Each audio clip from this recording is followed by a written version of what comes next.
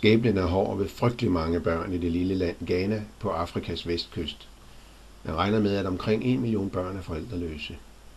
Må ikke det er det værste, et barn kan komme ud for? At miste sin mor og far og være overladt til sig selv i et fattigt land, hvor der intet socialt netværk findes. Man er forladt og fortabt.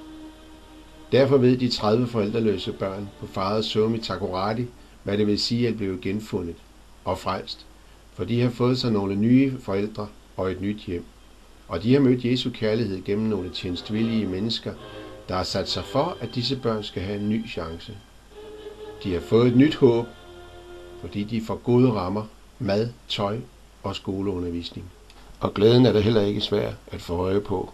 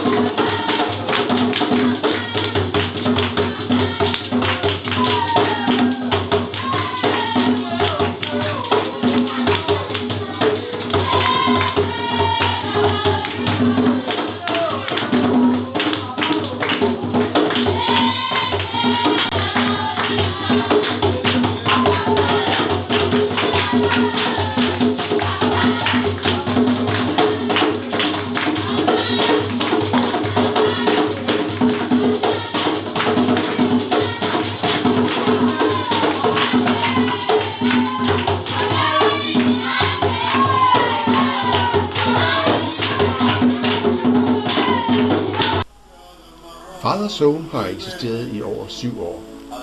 Det begyndte med 5-6 børn og er vokset sig større og større, rummer altså i dag 30 børn. Den yngste på 3 år og den ældste 19. Børnehjemmet har ikke plads nok til at tage flere børn ind. Derfor har ledelsen store planer for fremtiden. Man har anskaffet sig et større landområde, The New Land, hvor der i løbet af de kommende år skal bygges et nyt børnehjem.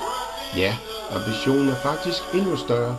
Der skal være familiehuse, skolefaciliteter og på sigt også fagskoler med forskellige håndværk. Det vil få en kolossal betydning for lokalsamfundet.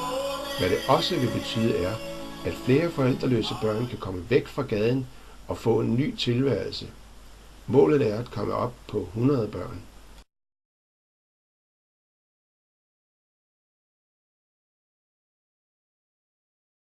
Her er vi på vej ud til The New Land i udkanten af Takoradi. Vi går ind ad en tilgroet sti, men den er faktisk allerede funderet med stabilt. Vi ser også, at der er placeret betonpæle til et hegn, og midt i det hele er der allerede etableret 2 brønde. Man ser for sit indre blik et nyt lille samfund vokse op her med liv og lykke til mange børn, som ikke vidste, hvad lykke var, før de mødte den på Father Sohm. Børn med masser af potentiale, som blot venter på at blive stimuleret gennem udfordringer og uddannelse, men ikke mindst kærlighed. Hvert barn har sin egen barske skæbneshistorie. Som dansker forstår man nok ikke, at det er muligt, at der er børn, som kan få en så ringe start på livet. Missionsforbundets menigheder og enkeltpersoner opfordres til at se på vores engagement i Ghana som et missionsfelt, I vil være med til at støtte.